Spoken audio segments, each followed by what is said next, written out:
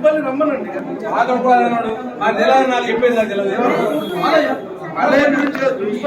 Principal తీసుకోండి. Principal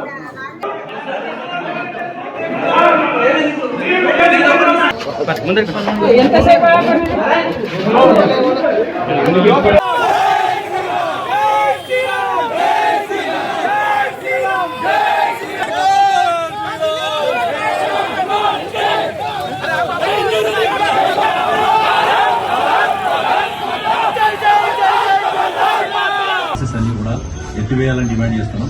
cases భయపడేది లేదు, కేసెస్ దీన్ని చేసినారు. కానీ ఆ ఎవరైతే హెచ్ఎం ఉన్నాడో అతని మీద నిన్న ఎవరైతే పోలీస్ స్టేషన్ దగ్గర ధర్నా చేశారో వాళ్ళ మీద కేసులు పెట్టాలని చెప్పి భారతీయ జనతా పార్టీ డిమాండ్ చేస్తున్నారు.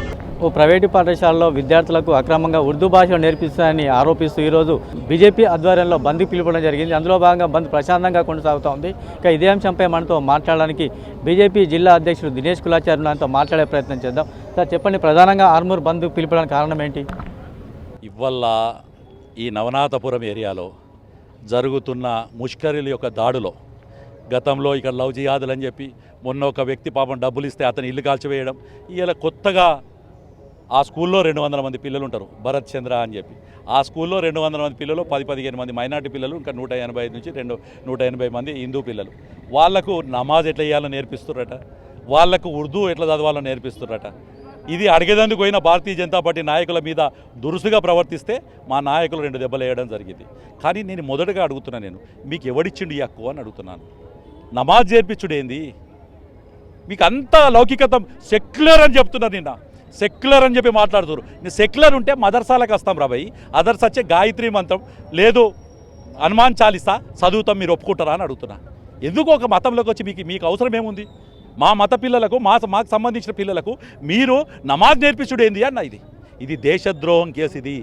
దీని మీద దేశద్రోహం కొట్టమని కేసు పెట్టమని చెప్పి ఏసీబీ గారు కోవడం జరిగింది. రెండోది, నిన్న వాడేదో తప్పు చేసిండే వచ్చాము, వాడిని మందలించాల్సింది పోయి నిన్న ఎంఐఎం నాయక్ గుండాలు అట్లాగే కాంగ్రెస్ గుండాలు వాళ్ళతో కలిసి కొంత మత పెద్ద మనుషులు వాళ్ళని ఏమనాలో నాకు అర్థం కాదు. ఖురాన్లో ఇది చెప్పలేదు వాళ్ళకు. ఖురాన్ ఇది చెప్పిందా నీకు? వేరే మతస్థులకు నీ యొక్క అల్లా గురించి చెప్పమని చెప్పిందా? సిగ్గుండాలి.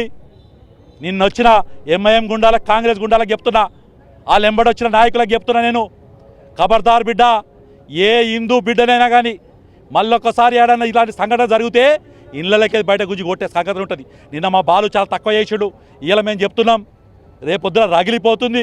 మాకు నమాజ్ నేర్పించాడు నువ్వేవాడిరా? నీ మదర్సాలకు వచ్చి గాయత్రి మంత్రం చదవమంటే చేస్తావా? హనుమాన్ చాలీసా చదవమంటే చేస్తావా? బొట్టు పెట్టుకోమంటే కూడా పెట్టుకోలేనోడి నువ్వు నువ్వు మా గురించి మాట్లాడతావా?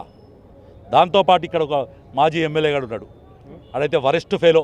నిన్న మాట్లాడుతూ సెక్యులరు బై మైనార్టీ బై బీజేపీలు దాడి చేసినాయి, గుండాలు దాడి చేసినాయి అంటున్నాడు. పండు, నీకు చెప్తున్నా, నీకు భూస్థాపితం చేసిరు. ఇప్పటికే నేను 3వ ప్లేస్ తీసుకుపోయారు. రేపు డిపాజిట్ కూడా రాదు. నీకు చెప్తున్నా, ప్రతి హిందూ నీ మాటిన్నాడు, ప్రతి సనాతన ధర్మ పరిరక్షణ నీ మాటిన్నాడు. ముస్లిమ్స్ కూడా నమ్మరు నిన్ను మైనార్టీలు మొన్ననే బొందబెట్టిరు, ఈసారి ఇంకా భూస్థాపితం చేస్తారు. కాబట్టి మీకు కోరేదల్లో ఒకటే, నీకు విజ్ఞప్తి చేసేదల్లో ఒకటే, ఇంకోసారి నోరు అదుపు పెట్టుకో, లేకపోతే బట్టలు కొట్టే పరిస్థితి ఇక్కడ ఉన్న ఈ ఆర్మూర్కి సంబంధించిన తీసుకుంటారు.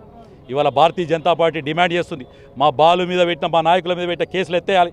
ఆ ముష్కరుడు ఎవడైతే హెచ్ఎం ఉన్నాడో వాడి మీద ఇమీడియట్లీ దేశద్రోహ కేసు బుక్ చేసి ఆ స్కూల్ గుర్తింపు రద్దు చేసి ఇమీడియట్లీ చర్య తీసుకోవాలని చెప్పి భారతీయ జనతా పార్టీ డిమాండ్ చేయడం జరుగుతుంది.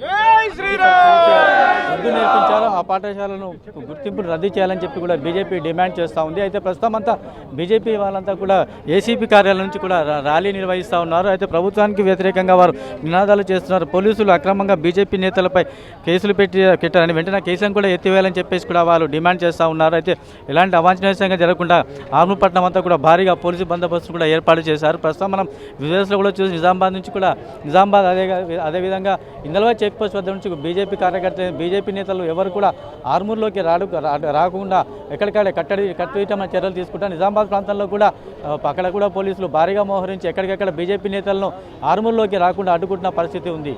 ఇది ఇక్కడ ఉన్న తాజా పరిస్థితి. కెమెరామెన్ కళ్యాణ్తో ఆనంద్ పాల్, HN టీవీ, నిజామాబాద్.